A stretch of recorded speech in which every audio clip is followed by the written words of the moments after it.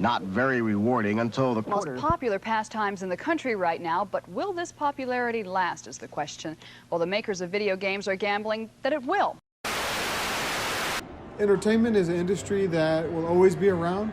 I think no matter how good or bad the economy is, people always want to have fun, and they should, and we should. So why not be a part of something that brings joy to people day in and day out? Whatever the weather's like, whatever the economy's like, whatever's happening in the government or news, it's always good to have a place that you can have fun and gather with your friends.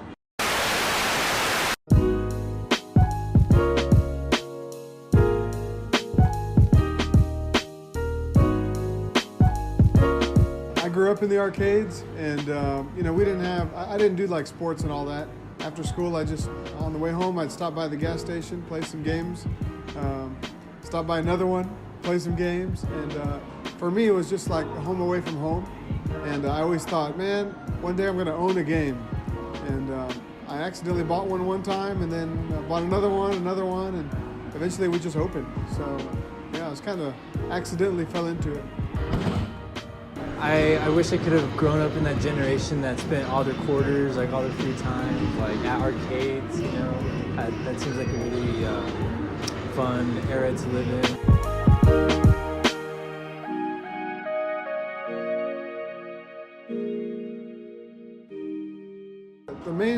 The main part where arcades were really killing it would be in the 80s, right? And then a little bit in the 90s, and then it kind of died in the 2000s. So right now there's a resurgence of the arcades. We blend the past with the future. So we don't just have games from the 70s and 80s. We've got the modern stuff too, like VR and all that.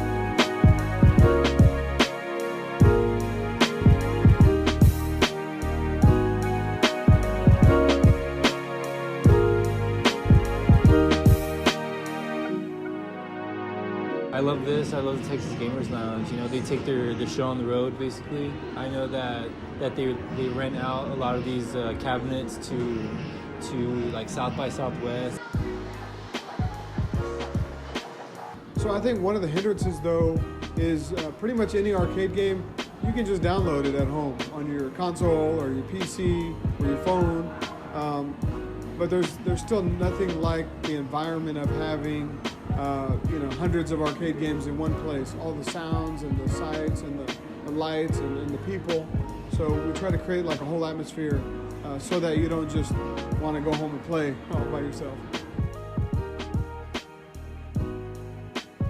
I think one of the things that killed the arcades in the early 2000s was that the guys who owned the arcades, businesses, they would buy these games and they would think you could just plug them in and let them run and everyone will come and it'll be magic. But it's not true. You have to test and see which games people like. You've got to keep up with the games. You've got to do maintenance and all that.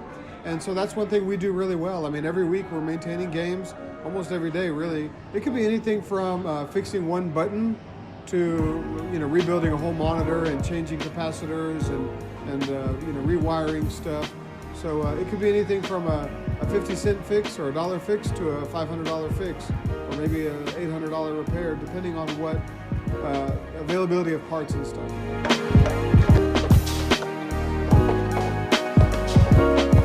My grandparents used to own this convenience store when I was younger, and every couple months they would swap out this cabinet that they would have in their store, and I would always try to play so I could get high scores on those cabinets. So a lot of the time it would just be me playing like Tekken 4, like on the arcade cabinet. Need for Speed was another really good one that I played.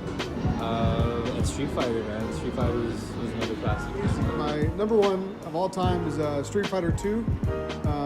I feel like I'm pretty good at it. Classic Galaga. But also I like the games of stuff that I grew up with, like Ninja Turtles, Simpsons, X-Men, because we grew up watching that on TV. So you watch it on TV, then you play it on the video game. It's natural. About coming to arcades, don't even think about it. What does arcades mean to me? Okay, I'll be honest with you. When I come in here and there's nobody here, I won't play a single game. Because to me it's boring to play any game alone. I prefer to play socially. I play arcade games, play modern games too, and be diverse. You know, play with people that you don't know. Meet a stranger, make a friend, and play a game.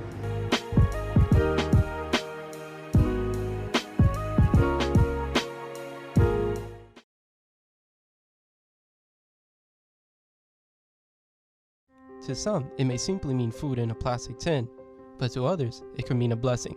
This is Meals on Wheels. Oh, well, it is a blessing, first of all, and I do appreciate all that they've done, you know, the ones that prepare the meals, and my mobility is very difficult. So there's times that really just like not even safe for me to be at the stove. Meals on Wheels strives to provide any person over the age of 60 who is on Medicaid a daily hot meal right to their doorstep. Volunteers make up most of the organization and help the idea of providing daily meals for the community a reality. Well, I'm the site manager this is our Allenwood site. We gather meals and put together meals for our homebound clients. We put out about 80 meals a day, and we have somewhere between 60 to 75 hot meals that we send out to our homebound clients. And we have somewhere around 15 clients that come in and eat lunch with us, and we serve them a hot lunch here. If you want to be able to provide an incredible service and be the helping hand for those who need it most, call 800-333-MEAL or visit www.ccaction.com.